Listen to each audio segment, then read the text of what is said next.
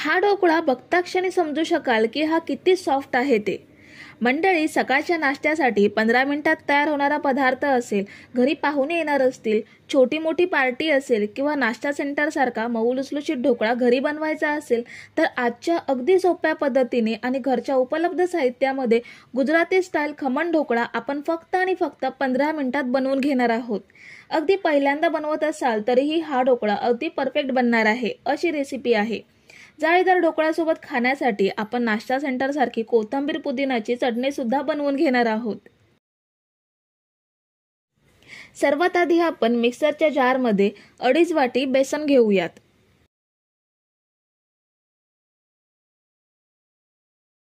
अर्धा चमचा चवीनुसार मीठ घ्यायचा आहे। 2 चमचे साखर घेऊयात। 2 तिखट हिरव्या मिरच्या उभ्या कापून घेतल्यात। अर्धा इंच आलं घेते। ढोकळ्यामध्ये आलं अवश्य वापरा, यामुळे पोटाला गॅसचा त्रास होणार नाही। 1 अख्ख्या लिंबाचा रस घ्यायचा आहे। लिंबाच्या रसामुळे ढोकळा चटपटीत लागतो आणि ढोकळ्यामध्ये आपण इनो किंवा खायचा सोडा वापरला तर तो लगेच ॲक्टिव्ह होतो आणि ढोकळा छान जाळीदार बनतो। 2 चमचे नेहमीचं जेवणातलं तेल घेऊयात। 2.5 वाटी बेसन घेतलंय, त्यासाठी 1.5 वाटी पाणी घ्यायचं आहे। 1 पूर्ण वाटी आणि अर्धी वाटी म्हणजे टोटल 1.5 वाटी पाणी घेतलंय। पाव चमचा हळद घ्यायची आहे। आता आपण हे मिक्सरला फिरवून घेऊयात। हे छान एकजीव झालं पाहिजे आणि आल्याचा किंवा मिरचीचा तुकडा राहता नये। सगळं छान बारीक झालं पाहिजे। असं मिक्सरमध्ये फिरवून घेतल्यामुळे हाताने फेटण्याची आवश्यकता नाही आणि बेसनचे बारीक गठ्ठे सुद्धा राहत नाहीत। बेसनचं मिश्रण एका भांड्यात काढून घेऊयात। याची कन्सिस्टन्सी बघू शकता, खूप जास्त पातळ सुद्धा नाहीये आणि खूप जास्त घट्ट सुद्धा नाहीये। आता ह्यामध्ये आपल्याला इनोचं पूर्ण पॅकेट ॲड करायचं आहे। इनोऐवजी अर्धा चमचा खायचा सोडा सुद्धा वापरू शकता। इनो संपूर्ण मिश्रणामध्ये मिक्स करूयात। साधारण मिनिटभर तरी हे मिक्स करायचं, म्हणजे इनो सगळीकडे एकसारखा पसरेल। आता आपल्या ढोकळ्याचं बॅटर तयार आहे। इथे मी 1 डबा घेतलाय। संपूर्ण डब्याला तेल पसरवून घेतलंय। आता ह्यामध्ये लगेचच ढोकळ्याचं मिश्रण ओतूयात। इथे मी कढईमध्ये ढोकळा वाफवण्यासाठी पाणी घेतलंय। पाणी आपण आधी थोडा वेळ गरम करून घेतलंय। आता ह्यामध्ये डबा ठेवूयात आणि घट्ट झाकण लावून आपण हा ढोकळा 15 मिनिटे वाफवून घेऊयात। ढोकळा वाफेपर्यंत आपण ढोकळ्यासोबत खाण्यासाठी छान अशी चटणी बनवून घेऊयात। मिक्सर जारमध्ये 1 कप कोथिंबीर स्वच्छ धुवून कापून घेतली। कोथिंबीरच्या निम्मे पुदिन्याची पाने घ्यायची आहेत।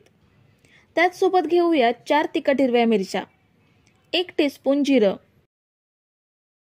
1 इंच आलं, 1 चमचा साखर, अर्ध्या लिंबाचा रस आणि चवीनुसार मीठ।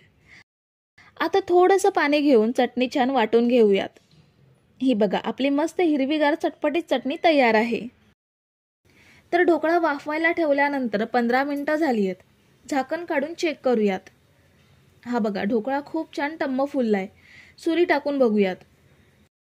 हे बघा, सुरीला ओलसर बॅटर लागलेलं नाहीये, म्हणजे ढोकळा आपला छान वाफला गेलाय। आता हा कढईमधून काढून घेऊयात आणि थंड झाल्यावरच डब्यामधून काढून घेऊयात।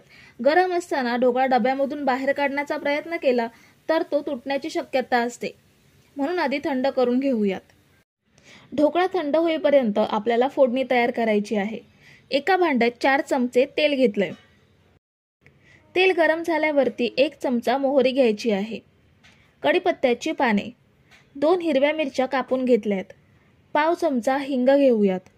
फोडणी अर्धा मिनिट तेलात छान परतून घ्यायची। फोडणी परतून झाल्यावर पाव वाटी साखर ॲड करायची आणि 1 वाटी पाणी घ्यायचं आहे।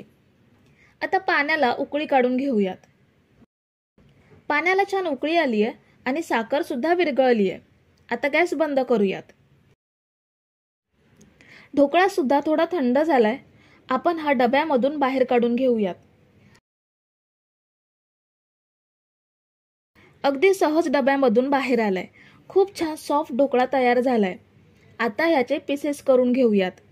जेवढे लहान मोठे पीसेस पाहिजेत तसे आवडीनुसार पीसेस करून घेऊ शकता। कापताना लक्षात येत असेल की ढोकळा किती सॉफ्ट झालाय ते. तुम्ही जर इथेपर्यंत रेसिपी बघताय तर तुम्हाला एक विनंती आहे की व्हिडिओला एक लाईक जरूर करा. ढोकळा आपला कापून झालाय. आता यावर बनवलेली फोडणी पसरवून घेऊयात. आपल्याला हे संपूर्ण पाणी ढोकळ्यामध्ये मुरवून घ्यायचं आहे. ढोकळ्यामध्ये पाणी चांगलं मुरलं की ढोकळा खाताना घशाला चिकटत राहत नाही. पीसेसमध्ये थोडासा गॅप करून घ्यायचा आणि पाणी ॲड करायचं, म्हणजे पाणी ढोकळ्यामध्ये चांगलं मुरलं जाईल. हे बघा, खूप छान ढोकळा तयार झालाय. जाळीदार मऊसूत ढोकळा आपण काही मिनिटांमध्ये तयार करून घेतलाय. पीसेस मी प्लेटमध्ये काढून घेतलेत आणि यावर ओलं खोबरं आणि कोथिंबीर ॲड करते. तुम्ही हे ढोकळा पीसेस असे सुद्धा सर्व करू शकता. तर मंडळी, रेसिपी कशी वाटली हे कमेंट करून नक्की सांगा आणि व्हिडिओला न विसरता लाईक करा. रेसिपी तुमच्या मित्रमैत्रिणींसोबत शेअर करा आणि चॅनलला सबस्क्राईब केलं नसेल तर लगेच सबस्क्राईब करून घ्या. थँक्यू.